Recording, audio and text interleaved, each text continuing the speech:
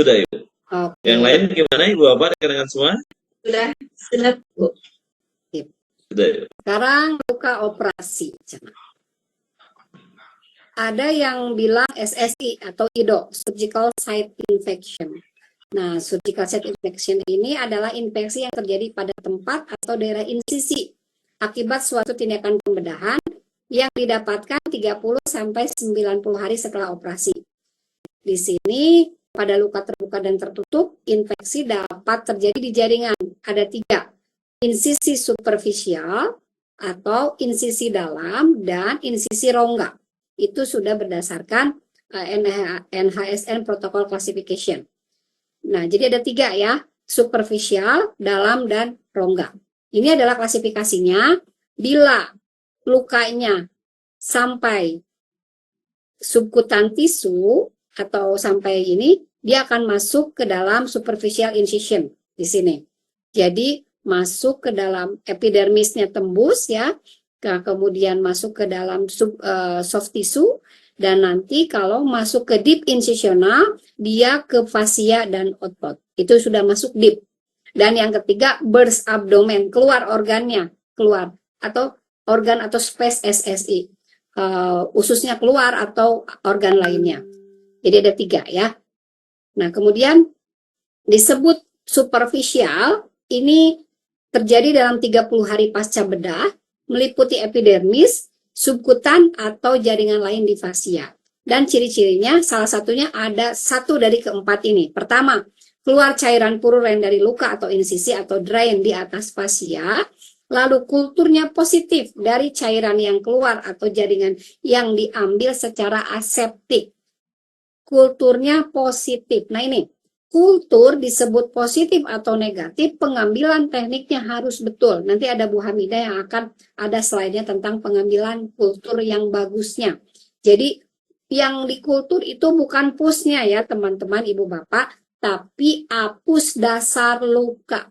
Kalau teman-teman ambil kulturnya dari pus yang dicolek, pusnya yang diambil pakai alat swab, maka itu nanti yang keluarnya adalah, keambilnya adalah positif palsu atau negatif palsu. Karena kebacanya jasa dreniknya nanti yang kebaca. Jadi harus jaringannya bersih, baru dicolek jaringannya, bukan pusnya. Lalu jahitan sengaja dibuka oleh dokter karena terdapat tanda inflamasi, dan kecuali bila hasil biarkan negatif. Dan DPJP-nya harus menyatakan infeksi. Yang kedua dalam, kalau dalam 30-90 hari pasca bedah meliputi otot dan jaringan lunak di bawah fascia. Ciri-cirinya salah satunya keluar cairan tapi bukan dari rongga atau organ daerah pembedahan. Kemudian insisi secara spontan mengalami dehiscence atau sengaja dibuka oleh dokter bedah dan pasien mempunyai paling sedikit 1 dari tanda-tanda ini, demam ya di atas 38, lalu nyeri lokal, kecuali bila hasil biarkan negatif. Ditemukan abses atau bukti lainnya adanya infeksi yang mengenai insisi dalam pemeriksaan langsung, dan waktu pembedahan ulang atau dengan pemeriksaan histopatologi atau radiologis. Dan dokternya juga menyatakan dia infeksi. Lalu organ, kalau infeksi organ, dia mengenai bagian manapun kecuali kulit, fascia, dan otot, ya. Dan ini terjadi 30-90 hari, ada drainase, kemudian ditemukan organisme melalui kultur, ditemukan abses atau tanda infeksi yang kena rongga, dan dinyatakan oleh DPJP-nya. Nah, membahas jenis luka, tadi juga ada di slide pertama, di bahasan pertama, jenis-jenis luka, luka operasi. Ada kelas 1, clean wound, ada kelas 2, clean contaminated wounds, atau luka bersih terkontaminasi, kelas 3, contaminated wounds atau luka terkontaminasi, dan kelas 4 dirty or infected wounds, luka kotor atau terinfeksi. Kalau kategori operasi, nah ketika ngomongin operasi berarti kita harus ketika ngomongin luka operasi berarti kita harus tahu kategori operasinya. Operasi bersih, operasinya dilakukan pada daerah atau kulit yang kondisi prabedahnya tidak ada inflamasi dan dia tidak membuka traktus respiratorius, traktus gastrointestinal, orofaring atau traktus urinarius atau traktus biliar, dan elektif ya. elektif ditutup dengan primer dan tidak ada drain. Kemudian operasi selanjutnya ini adalah operasi yang kedua. Operasi bersih terkontaminasi. Operasi bersih terkontaminasi adalah operasi tanpa penyemaran yang nyata, yang kelihatan. Contohnya pada traktus biliar, appendix, sama vagina atau orofaring. Dan operasi membuka traktus digestif, traktus biliar, traktus urinarius, traktus respiratoris sampai orofaring, atau traktus reproduksi kecuali ovarium. Lalu tercemar. Kalau tercemar dilakukan pada kulit yang terbuka dan masih dalam waktu golden period. Lalu terakhir, operasi kotor atau infeksi ini. Dia ada perforasi traktus digestif yang tadi kayak seperti laparotomi eksplorasi yang pecah abses peritoneum ya. Lalu traktus urogenital, traktus respiratoris yang terinfeksi. Dia melewati daerah purulen, ada inflamasi bakteri, luka terbuka lebih dari 6 jam setelah kejadian, ini akan masuk ke luka ini juga. Dan dokter yang melakukan operasi menyatakan sebagai luka operasi kotor atau terinfeksi. Nah, berbicara tentang faktor-faktor resiko operasi, maka kita akan berbicara multifaktor. Pertama, prosedur operasi. Abdominal site, di mana dia menyayatnya, apakah melintang ataukah vertikal. Klasifikasi luka tadi, kelas 1, kelas 2, kelas 3, kelas 4. Lama operasi, ada yang 1 jam, ada yang di atas 3 jam, dan sebagainya. Poor hemostatis, lalu ada drains atau foreign bodies, ada dead space, dan emergensian operasi, apakah urgent atau tidak. Misal SC yang gawat janin, yang SC sito itu akan berbeda dengan SC elektif atau kecelakaan. Itu juga masuknya ke urgency of surgery. Lalu surgical team and hospital practice factors di sini. Razor shave, jangan mencukur rambut pubis atau area, misalnya dia kepala ya, tapi pemakai pangurut kumis, jadi harusnya pakai clipper. Boleh dicukur tapi pakai clipper agar tidak terbuka folikel-folikel rambutnya sehingga menjadi port the entry mikroorganisme. Kita aja kalau habis cukurannya jenggot kadang suka ada yang jadi cemang ya karena terjadi folikulitis. Nah, itu yang ditakutkannya seperti itu. Lalu intraoperative contamination itu nanti di OK itu harus bersih, steril, ada program penyetarannya per berapa, di UV-nya berapa, dan sebagainya. Ada pemeliharaan suhu dan sebagainya. Lalu profilaktik antibiotik. Nah ini, jenis-jenis operasi bersih itu akan menyarankan antibiotik profilaksis seperti golongan cephalosporin yang cefazolin. Itu diberikan profilaksis. Profilaksis itu harus dari jam penyayatannya tidak boleh terlalu lama. Makanya sekarang profilaksis diberikannya di OK, bukan lagi di ruangan. Apabila perdarahannya lebih dari 500 cc, maka disarankan diulang profilaksisnya. Dan nanti di ruangan diulang 24 jam kembali. Kemudian, preoperatif cleansing with chlorhexidine. Dibersihkan dulu dengan chlorhexidine. Lalu, preoperatif screening for resistant organism dan dekolonisasi. Ini juga di screening. Lalu, surgeon skill dan surgical volume. Surgeon skillnya berarti operator, pemegang pisaunya. Lalu, surgical volume, sehari berapa itu OK dipakai operasi. Lalu pada host factor ya tadi, malnutrisi, usia, lama rawat sebelum dia dioperasi, kemudian cancer, diabetes, imunosupresan, asas skor ini juga menjadi faktor. Dan mikrobial faktor, ada mulai dari toksisitas bakteri, virulensi, dan adheren dan inokulum. Ya, ini adalah berbagai-bagai faktor-faktor yang mempengaruhi ya. Ini ekstrinsik nih, seperti petugas, teknik pembedahan, lingkungan, alat, peralatan, ini masuk faktor-faktor intrinsik. Dan ini beberapa bakteri yang bisa ditemukan dalam kultur lukanya ya, seperti ini ada E. coli nih, mana ya? Ya, ada E. coli. Nah ini, E. coli tapi ditemukan di perut. E. coli itu adanya di saluran pencernaan, di feses biasanya, tapi ada di perut. Ini jadi pertanyaan besar. Laporan Wunderhisen, laporan kulturnya ternyata dia ada bakteri E. coli. Berarti ada faktor kita sebagai petugas kesehatan yang bisa memigrasikan E. coli kok bisa ada di perut. Nah, itu menjadi pertanyaan besar ya. Asas skor juga penting dikaji sebelum pasien masuk operasi. Ini adalah asa-asanya, asa 1, 2, 3, 4 ya. Ini asa 1, pasien sehat yang memerlukan operasi. Asa 2, pasien dengan gangguan sistemik ringan sedang sebelum naik operasinya. Asa 3, pasien dengan gangguan sistemik berat namun tidak mengakibatkan keterbatasan. Dan asa 4, pasien dengan gangguan sistemik berat. Nah, kalau asa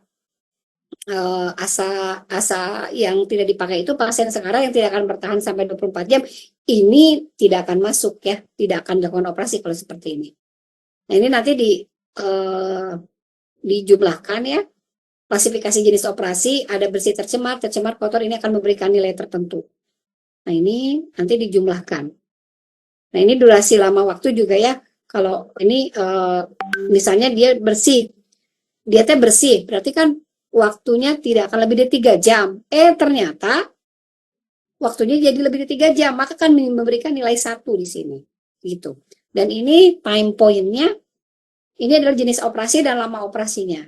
Secara ideal, tapi bila terjadi perdarahan, terjadi komplikasi, maka akan bisa lebih lama. Kemudian pencegahan infeksi pasca bedah, ini harus dilakukan ya. Penggunaan antibiotik profilaksis, kemudian ini harus dilakukan ya. Ini tentang antibiotik operasi. Nah, CDC merekomendasikan antibiotik profilaksis itu dimulai dalam 2 jam sebelum operasi. Jadi harapannya tidak terlalu lama dari penyayatan, karena kalau operasinya dia 3 jam, pengennya masih ada dalam masa pemberian antibiotik tersebut. Gitu.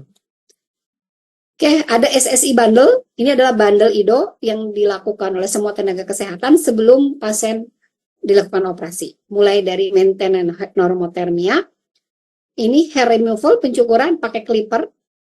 Bu, boleh nggak saya pakai pangurut? Boleh, tapi harusnya seminggu dari penyayatan. Jadi dia dilakukannya di rumah, misalnya operasinya elektif. Kalau operasi elektif kan bisa direncanakan tuh operasinya misalnya 2 minggu lagi. Ya 10 hari sebelum masuk operasi, kurudlah dulu begitu. Kalau dia tidak punya clipper, nah kalau di rumah sakit memang wayanya harus clipper, tidak boleh pangurut kumis begitu. Lalu glycemic control, ini diperiksa gula darah sebelum naik operasi, dan antibiotik profilaksis seperti tadi. Ini adalah komplikasi dari surgical site infection, bisa infeksi, bisa perdarahan, bisa dehiscent, terbuka lapisan luka parsial atau total, dan bisa juga eviscerasi, keluar pembuluh melalui daerah irisan. Ini teman-teman lihat benang PGA ya di sini. Ini di benang PGA nih. Harusnya ini nggak ada, ini ada. Ini luka-luka basah ya. Luka-luka basah, ini ada tanda-tanda infeksi, tapi belum tentu juga ada hasil kulturnya. Karena nanti kita kalau mau ngekultur tapi cairan ininya, ini juga bingung. Karena nanti kontaminannya juga tinggi ya. Nah, ini organ space ya. Jadi bukan lagi yang superficial atau deep, tapi ini udah masuk ke organ space. Nah, sekarang wound dehiscent. Wound dehiscent ini adalah kegagalan luka untuk sembuh. Ya, ini ada yang superficial tadi ya. Ada yang full thickness dehiscent. Kalau superficial, dia kulitnya yang gagal bersatu, tapi rectus sheath remainingnya masih intact. Nah, ini biasanya pada kasus-kasus dengan diabetes mellitus atau pada kasus nutrisinya yang buruk ya, malnutrisi. Nah, kalau full thickness dehiscent, dia selain skin tapi rectus sheath-nya juga tidak bertaut di sini ya, atau disebut burst abdomen. Jadi kalau dehiscent itu hanya cuma 2, superficial dan full thickness. Di sini biasanya karena pasien pada kasus ileus atau poor surgical technique, atau pada pasien memang sebelumnya kondisinya memang tidak bagus ya. Di sini karena tekanan intraabdominalnya yang sangat tinggi. Nah, ini tadi yang rectus sheath-nya tadi. Kalau yang superficial mungkin hanya kulitnya saja, skin ya, sampai ke ini. Tapi nanti kalau ini, yang ini rectus sheath-nya juga sampai ke bawah, sampai ke peritoneum. Dan penyebabnya hampir sama tadi ya. Patient factor, ada intraoperative factor dan postoperative factor. Kalau patient factor tadi sudah dibahas. Kalau intraoperatif, emergency operasinya, lama operasinya lebih dari 6 jam, terus lukanya terinfeksi dan surgical tekniknya yang kurang bagus. Dan postoperatifnya prolonged ventilation, misalnya dia memakai ventilasinya yang panjang, lalu post-op-nya dia ditransfusi, dan pada pasien-pasien yang hipotensi post-operasi itu juga mempengaruhi. Dan penata laksanaannya, kita akan mencegah infeksi dari masuknya mikroorganisme, mencegah bertambahnya kerusakan jaringan, mempercepat penyembuhan, membersihkan luka dari benda asing, memudahkan prolong eksudat, dan mencegah perdarahan. Nah, pada pasien post-op ada drain ya teman-teman, ibu bapak. Drainnya itu dipasang untuk mengobservasi produksi cairan setelah kembali dari OKA ke rawat inap. Kita harus jumlah, catat, dan volumenya, lalu sifat cairannya dalam interval yang teratur, misal dikeluarkan dalam per 12 jam misal, atau mau per 24 jam. Lalu selangnya nggak boleh diikat atau diklaim, kecuali memang ada instruksi untuk mau intermittent drainasenya, itu bisa, tapi sesuai arahan DPJP. Kemudian drainase tidak tertutup dan aman atau tidak terbelit. Dan ini ke pasien juga dijelaskan kenapa harus ada drain ini, karena pasien bisa aja cemas, dan motivasi untuk tetap bergerak meskipun ada drainase ya. Oke, penata laksanaannya adalah source control, yaitu melakukan drainase, koreksi faktor predisposisi dan penyebab. Nah, beberapa macam source controlnya adalah drainase abses bila ada abses, reseksi dan debridement jaringan yang sudah nekrosis, dan menghilangkan obstruksi dan menutup perforasi.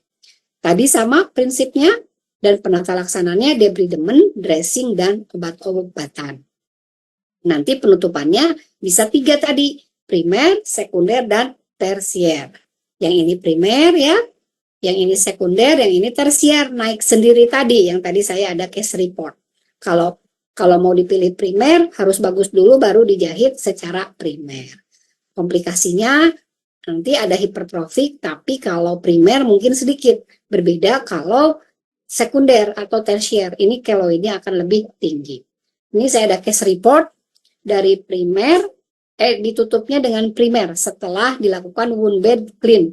Nah ini pasien post-op POD 9, dia masuk lagi dirawat karena ngebuka di rumah ya, masuk lagi POD 9 ke rumah sakitnya. Dirawat, tadi memakai dressing. Nah, ini bekas sorbah ya, ini bekas sorbah. Sampai POD 18. Nah, di POD 24 sudah cantik semerah bibir gadis ya. Dilakukan rehecting. Ini closure primer, ditutup secara primer. Nah, tata laksananya waktu itu kita berikan amikasin karena kulturnya sensitif terhadap amikasin, diberikan sesuai kilogram berat badan. Sebelum keluar hasil kultur, pasien diberikan antibiotik empiris. Empiris itu bukan sesuai hasil kultur, tapi broad spectrum, dan diberikan dan dievaluasi setiap 72 jam. Karena antibiotik itu harus dievaluasi setiap 72 jam untuk melihat apakah perlu eskalasi atau deeskalasi. Kalau eskalasi naik, kalau deeskalasi apakah perlu turun, ataukah dilanjutkan karena respon. Melihat nunggu respon dilanjutkan, tapi diceknya 2 parameter selain kondisi klinik luka, tapi kondisi laboratorium dan fisik pasien. Jadi labnya diulang setiap 72 jam, diperiksa sismek ya, HT leukotrombosit dan NLR, neutrophil limfosit rasio. Nanti dilihat, kalau misalnya cenderung turun berarti respon tuh sama cefalosporin.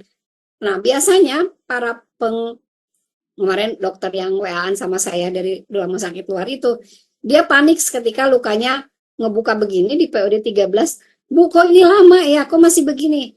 Ya tidak apa-apa dok, emang perlu waktu. Tapi ini antibiotiknya apa saya perlu ganti ke meropenem? Jangan dok, orang labnya juga bagus, leukositnya juga bagus, NL juga turun. Artinya itu respon dengan cefalosporin. Dia respon terhadap Ceftri. Tapi kenapa lukanya belum sembuh? Ya kan perlu waktu gitu. Nah biasanya itu tuh suka keburu-buru pengen langsung ganti meropenem karena nggak tahan lihat POD 9 sampai POD 13 kok masih gini-gini aja begitu.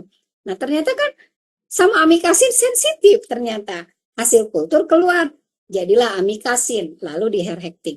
Nah, positifnya adalah kita tidak terburu-buru memberikan golongan yang nanti akan mengakibatkan MDRO, begitu ya. Nah, ini mah tadi ya sudah. Oke, itu tentang wundehism. Ada lagi yang mau ditanyakan atau kita langsung ke apa ke ini Oke. ke satu lagi ya. Iya, karena waktunya mungkin sedikit lagi Bu, kita langsung saja Ya, dulu. benar. Mungkin kalau misalnya ada Nggak waktu mungkin kerasa kita. ya. Iya Ibu. Oh, Dan hari Jumat sekarang Ibu, jadi. bentar, bentar. Sekarang ini ya, ulcer management ya. Saya nanti ke inti-intinya aja dah.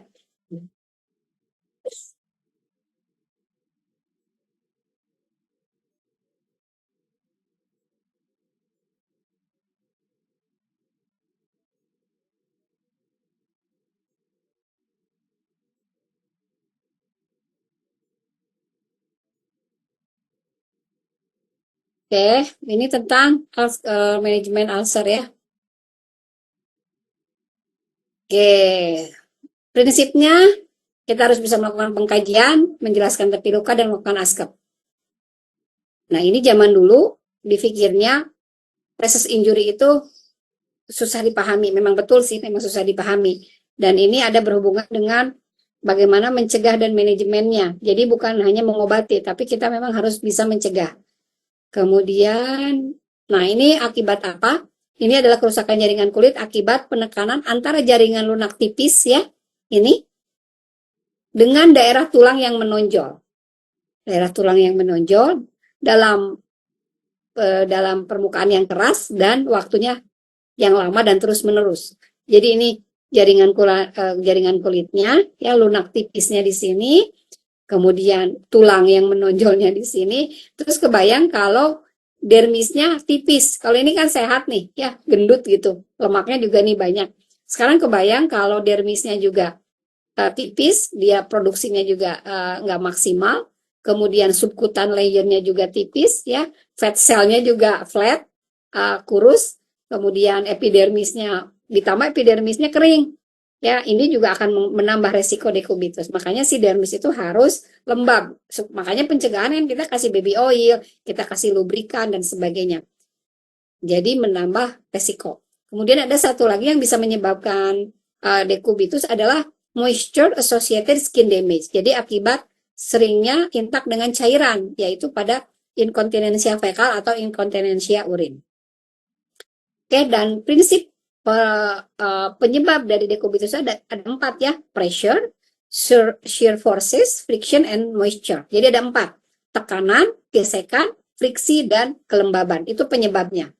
Nah, ini luka tekan zaman dulu ini dianggapnya sebagai kegagalan proses perawatan, ya. Dan ini sekarang menjadi indikator mutu rumah sakit. Jadi kalau ada pasien dekubitus berarti jelek mutunya, sehingga masuk ke dalam key performance indikator rumah sakit ya. Oke, ini bisa saya. Dan ini akan berhubungan dengan loss ya. Ini stage 1, stage 2, stage 3, dan stage 4. Teman-teman bisa lihat pada stage 1 dia masih berupa di antara epidermis dulu. Nah, stage 2 dia akan masuk ke bawah epidermis, dan yang ketiga dia sampai dermis, dan yang keempat menembus fasia dan bone expose ya. Jadi ke tulang. Ini gambar secara nyatanya ya. Ini epidermis, ini masuk ke dermis, ini masuk ke fasia, dan ini masuk ke bone expose ya. Ini bisa dilihat. Oke, banyaknya di mana? Sakrum ya, paling banyak, bokong, sakrum, lalu ke trochanter, lalu ke leg ya. Selanjutnya ini dulu maaf, foot dulu, kaki baru leg ya. Dan selanjutnya antara ischium dan scalp. Nah, ini body weight ini akan berpengaruh menekan. Nah, ini kalau kita punya matras superficial pressure ini matrasnya panas, menekan ke sini, jadi ada superficial pressure necrosis. Nanti kan lama-lama di pressure necrosis. Jadi awalnya di sini dulu necrosisnya, lama-lama maju ke atas ya. Ini kulit, ini subkutan tisu, dan ini muscle. Oke, perkembangan luka tekan akibat tekanan dan toleransi jaringan, ditambah penurunan mobilitas, ditambah penurunan aktivitas, ditambah penurunan persepsi sound seri, ditambah faktor-faktor ekstrinsik tadi, shear, friction ya, ini juga menambah masalah. Lalu faktor-faktor intrinsik tadi, usia, umur ya, kemudian merokok dan sebagainya. Oke, kemudian ini mah bisa di skip ya. Ini juga sama. Nah, ini area-area yang sering terjadinya ya. Kalau pasiennya semi-fowler terus begini, ini akan beresiko. Kalau miring ya ini akan beresiko. Kalau duduk ini, kalau supin ini. Ini shearing, pergeseran ya. Ini kalau pasien saat berbaring semi-fowler, kemudian dia turun, kemudian tergeser turun yang berakibat kulitnya akan terlipat nih di sini. Ini yang bisa mengakibatkan deku. Friction, gesekan, ini tergesek-gesek terus, ya tertekan dan akhirnya terkelupas. Moisture tadi pada masalah continence fekal atau urin.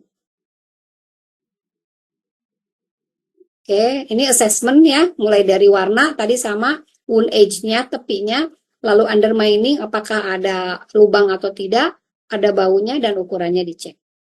Dan ini kita berikan mechanical loading and super surface dengan positioning dan repositioning. Kita atur miring kanan, miring kiri, lalu hindari atau tiadakan tadi geser dan friction tadi, gesekan dan geser dan gesekan, lalu kurangi tekanan pada heel ya. Kemudian aktif mobilisasi, bisa rompasi proaktif dan memberikan super surface. Ini biasanya diberikan bed decubitus. Kemudian untuk positioning bisa pakai waktu 1 jam atau per 2 jam, pakai metode jam, nanti ada saya gambarnya, lalu diberikan bantal atau foam wedges ketika untuk pasien repositioning untuk mengganjal, dan diberikan juga foot placement. Nah ini diberikan pillow di sini untuk menahan, dan nanti diberikan ini juga tahanan di sini. Lalu shear dan friction, ini usahakan tidak sering melakukan friction ini, atau diberikan padding sebagai protektif di belakangnya, atau diberikan massage nih, karena untuk melancarkan sirkulasi ya, jadi oksigenasinya juga lancar. Lalu reducing heel pressure di sini diberikan, kita suka pakai ini apa namanya pad ya, ataupun sarung tangan dikasih air itu juga bisa. Jadi disimpan di bawah heel-nya itu. Lalu tadi aktiviti dan mobilisasi ini bisa kita latihan, rompasi proaktif tadi kita bantu dengan terapis di IKFR kalau memang rawatnya lama. Nah, ini tadi super surface, kita bisa pakai water bed, gel pad atau bed decubitus. Nah ini untuk ideal super surface, dia untuk bed decubitus bisa mengurangi atau mengurangi tekanan Usher terhadap tekanan permukaan tubuh, lalu untuk mengkontrol tekanan pada jaringan, kemudian dia lebih stabil karena kalau kita miring ke kanan ikut juga, miring ke kiri ikut juga ya. Kemudian kontrolnya cenderung stabil, jadi tidak panas ya.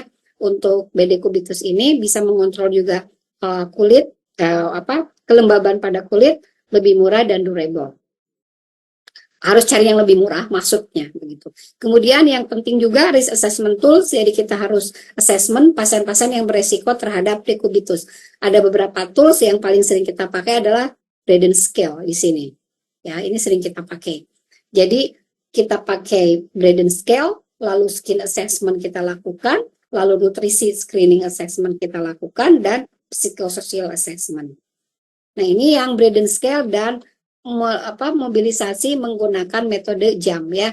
Misal jam 1 posisinya begini, nanti jam 3 posisinya begini, nanti jam 5 posisinya begini. Jadi ini bisa dibantu ya.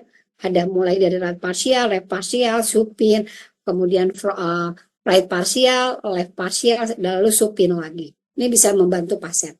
Lalu skincare, berikan pengkajian kulit, kebersihan kulit, higienitas, kelembaban ya, dan lo optimalkan status nutrisi. Tadi mechanical loading and super surface, jadwal mobilisasinya kita buatkan, hindari gesekan dan lipatan, kurangi penekanan pada tumit, dan gunakan super surface yang sesuai. Ini luka-lukanya contohnya ya. Kemudian kita lakukan pembersihan, wound bed preparation prinsipnya tadi sama dengan time management, pilih dressing, dan edukasi. Mulai dari nutrisi, support surface, dan mobilisasi untuk miring kanan, miring kiri. Nah ini terapi-terapi yang bisa dipakai, NPWT, ada yang pakai elektroterapi, terapeutik ultrasound, ada juga yang elektromagnetik terapi, ini jarang dipakai.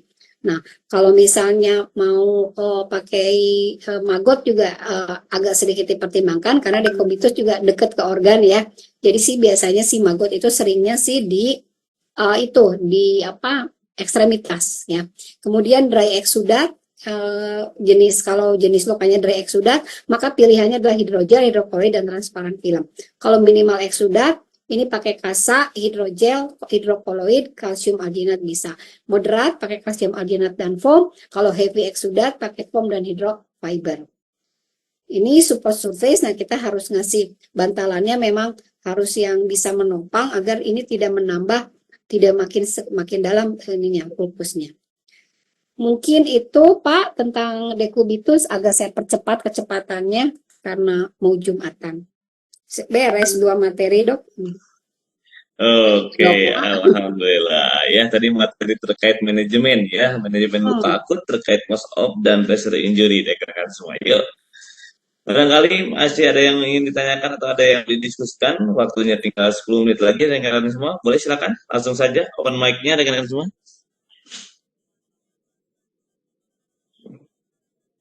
Yuk, boleh silakan.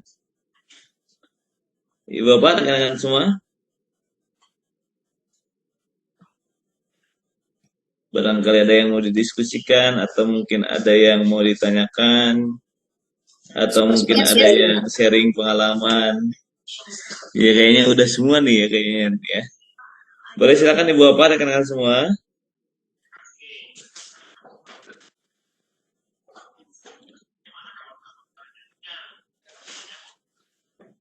Gimana nih?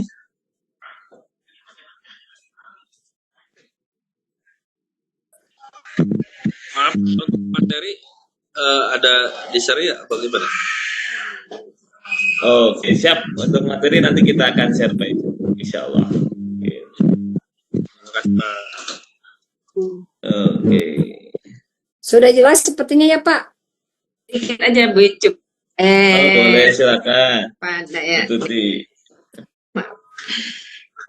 Yang terkait dengan luka dekubitus Bu Windy. Dulu pernah sih ada pasien, soalnya dulu tadi di pelayanan, sekarang udah nggak di pelayanan.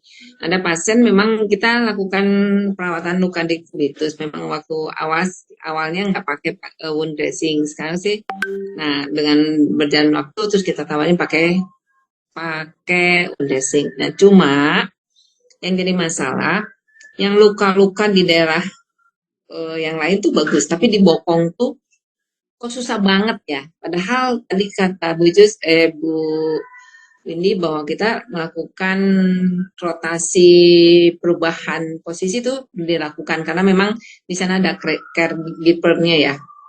Nah, tetapi yang di daerah bokong tuh lama banget. Itu faktor dari apa yang biasanya terjadi ya? Ya, betul Bu. Di daerah bokong itu akan lebih lama karena tadi vaskularisasi. Jadi pada penyembuhan luka itu berpengaruh sekali vaskularisasinya. Seperti tadi kita berbicara anatomi kulit ya. Yang ini kan ini vaskularisasi lebih cepat bagus gitu. Itu kalau ngomongin kondisi normal ya. Nah, kalau yang di bokong itu vaskularisasinya itu nggak secepat di daerah lain. Apalagi dia ditekan oleh body surface yang tadi tulang. Itu menonjol, udah mah nggak ada yang menekan juga vaskularisasinya nggak sebagus yang di atas. Bagus ya.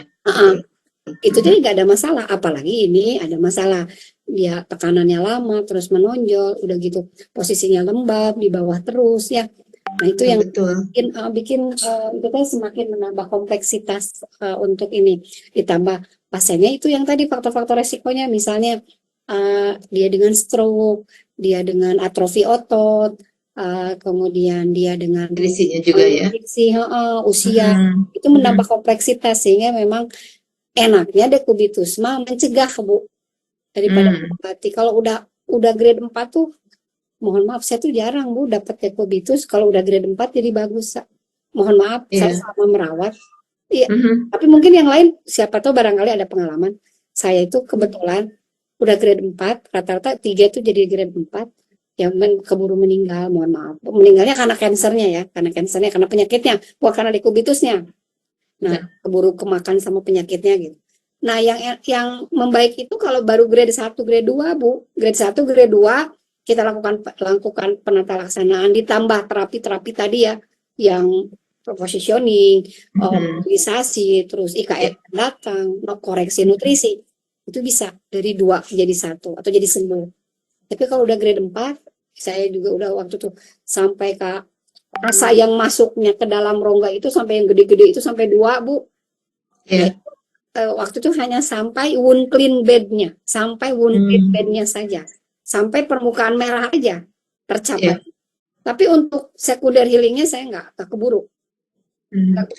Nah, pengalaman Tuti itu memang sampai dia merah jarinya itu udah merah. Cuma nutup kulit itu lama banget, susah banget. Iya, itu faktornya banyak. Faktornya itu tadi banyak. Dan terus Ibu tinggal granulasi, tinggal epitelisasi kan? Iya, epitelisasi. Tinggal epitelisasi kan udah merah, tinggal epitelisasi.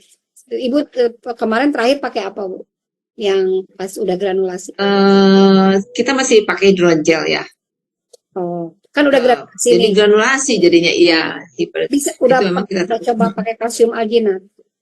Oh, iya, siap. Terus dulu mah Bu, kalau saya udah ke tahap granulasi, dulu mah ada mebo, dulu mah, tapi sekarang udah nggak ada. Jadi mebo itu dari granulasi ke epitelisasi, tapi sekarang udah nggak ada Bu mebonya.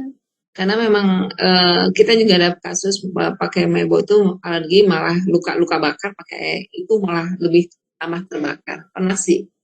Oh iya, tapi untuk kasus yang ini saya pernah pakai juga ya.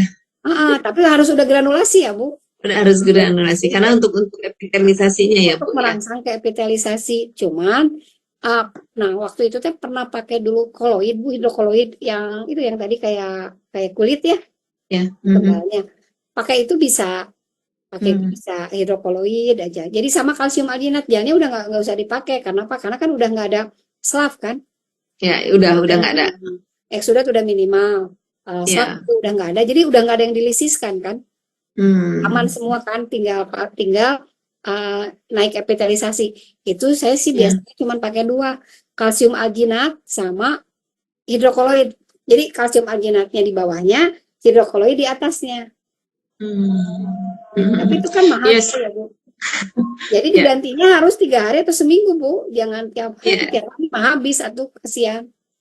Ya betul. Emang jadi apa ya, ke faktor psikologisnya. Karena kalau lama banget gitu kan. Nah itu tuh, jangankan pasiennya, tenaga kesehatan kitanya juga sama dokternya, Bu ini bakal nutup nggak Dok, tahan. Ada yang pengen cepet-cepet nutup, ini pada kasus yang Wundehisan ya Bu ya, kadang Bu saya udah nggak tahan nih pengen nutup nih, kesannya saya yang salah bla bla bla. Dok sok tutup misalnya, dia tuh cepet-cepet nutup karena terburu-buru gitu ya, akhirnya kita buka lagi Bu, ya balik lagi kita dari awal lagi, dari inflamasi lagi. Nah pas pada saat kejadian kedua dia udah melatih kesabaran, belajar dari yang pertama. Jadi kadang jadi tenaga kesehatannya juga harus belajar sabar. Iya, Mas Sen. Pasiennya stres, kitanya juga stres. Sama kitanya juga, kok nggak nutup-nutup gitu ya. Gitu. Jadi memang kadang harus semakin sering kita merawat, udah ini Bu, udah tenang lagi. Jadi yang paniknya misalnya yang belum tahu gitu, ini Bu bakal nutup. Ya pada akhirnya saya jadi ngasih gambar. Ini akan nutup ini. Tapi kita harus mengontrol faktor-faktor tadi Bu. Kontrol itu mengontrol banyak faktor itu teh bukan hal yang mudah. Jadi ketika ngomongin luka, bukan hanya ngomongin dressing, bukan hanya ngomongin alat-alat produk ABC, enggak, tapi tadi faktor yang nutrisinya, faktor penyakitnya, belum antibiotik dan sebagainya, itu teh multi gitu, belum labnya dan sebagainya. Jadi ini dressing itu menunjang, tapi yang lainnya juga harus dikontrol begitu. Siap. Terima kasih Bu Indi, terima kasih Pak Daniel. Terima kasih Bu Tuti. Iya, terima kasih Bu Tuti. Gimana Bu Tuti, udah jelas mungkin? Jelas Pak. Oke. Ya, terima kasih. Ya, izin rekan-rekan semua, karena waktunya sudah jam 11.30, rekan-rekan semua. Ya Bu. Saya izin share gambar luka ya. Oh iya. Silakan Ibu. Lukanya karena belum saya pindahin ke PPT. Ada ya? Oh iya, ada. Nah, ini pasien pos operasi. Nah, awalnya begini. Nah ini dokternya kan udah panik waktu itu. Itu saya salah apa dan sebagainya. Bu boleh nggak saya langsung tutup, ini yang materi wound medicine ya. Bu boleh nggak saya tutup kayak gini? Jangan, kata saya. Ini harus di wound bed cleaning dulu sasarannya. Itu kita masih. Jadi langsung dirawat tuh. Ya, dirawat pakai dressing yang tadi pilihannya tergantung nanti warna dasar luka ya. Dan akhirnya sekarang begini, tidak dilakukan sutur primer, jadi akan dilakukan secondary healing. Dan akhirnya sekarang udah Nutup ya. ya udah. Itu hanya sekedar share untuk kasus Mundehisem. Tapi itu harus sabar juga. Ini akhirnya rawat jalan, bukan dirawat inap. Rawat jalan pas udah bagusnya. Itu saja mungkin Pak Daniar, sepertinya kita sudah harus Jumatan. Kalau ada yang kurang mohon maaf ya Ibu Bapak. Dan saya juga sama masih belajar. Pasti banyak yang sering ke pasiennya, pasti banyak temuan. Misal kayak Pak Icup, kayak Bu Tuti, karena sering ke pasien kan pasti nemu. Kayaknya Bu lebih enak ini. Memang itu saya juga nemunya ketika sering gitu Bu. Kayaknya lebih enak ini, kayaknya lebih enak itu. Kalau pakai ini mah ternyata begini. Nah itu si case report itu Bu, Pak, yang Pak Icup lakukan, yang Bu Tuti lakukan itu adalah case report. Dokumentasikan pas semuanya, itu yang bisa ditarik nanti kesimpulan ini lebih bagusan ini. Tapi kalau mau di publish harus pakai metode ilmiah, begitu aja Pak Icup. Ya. Terima kasih. Terima kasih. Ya, terima kasih kepada Bu Indi Natasha yang telah menyampaikan materi yang sangat luar biasa, rekan-rekan semua ya. Tadi materi yang pagi yaitu terkait anatomi fisiologi ya, dasar sistem intergumen ya dan penyembuhan luka. Dilanjut lagi dengan materi manajemen luka akut rekan-rekan semua terkait luka post op dan pressure injury rekan-rekan semua. Oke.